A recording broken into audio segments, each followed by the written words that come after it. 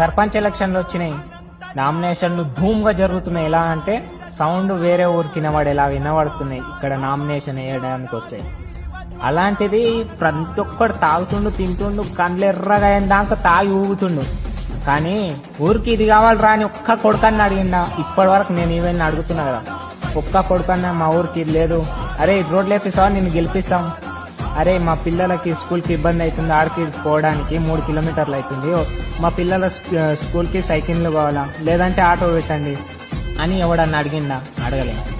అరే ఇప్పుడు ఊర్లో ప్రతి రోడ్ బాగలేదు, ఆ రోడ్ గురించి అడిగిందా? ఎవడు అడగలే.